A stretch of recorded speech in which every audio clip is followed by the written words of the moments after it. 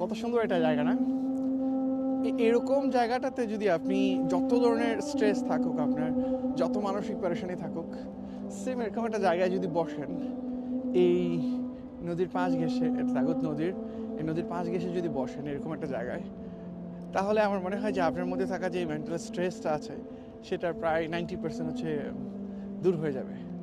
কারণ আমরা ধীরে ধীরে এই যে বর্তমান এআই এর যুগ, সো আমরা টেকনোলজিতে এত বেশি টেকনোলজির মধ্যে চলে গেছি যে আমরা আসলে এরকম নেচারের কাছে আসতে মন চায় না, আসি না। কারণ যখনই আমাদের ফ্রি সময় হয় আমরা হয়তো আমাদের কম্পিউটার নিয়ে বসে থাকি, ফোনে চ্যাটিং নিয়ে বসে থাকি বা গেমস নিয়ে বসে থাকি।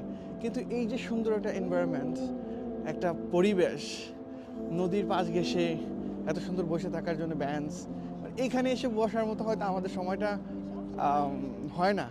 আর আস্তে আস্তে মানুষ দেখতেছি যে শুধুমাত্র টেকনোলজির দিকে ছুটে চলছে। কিন্তু টেকনোলজি ভালো জিনিস অবশ্যই, বাট এই যে টেকনোলজির যে একটা খারাপ দিক আছে, প্রতিটা জিনিসেরই একটা ভালো দিক আছে, একটা খারাপ দিক আছে। সো টেকনোলজির যে খারাপ দিকটা আছে সেটা নিয়ে কিন্তু আসলে তেমন একটা কথা বলা হয় না।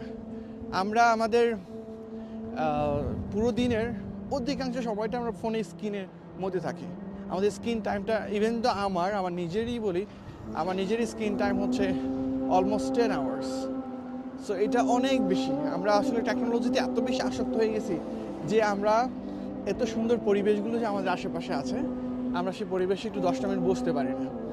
একটু বসে নিরিবিলি যে মেডিটেশন করা, সেটা আমরা করি না। তো যে কারণে আমরা যত বেশি টেকনোলজির দিকে যাচ্ছি তত বেশি আমরা মেন্টাল স্ট্রেস নিচ্ছি।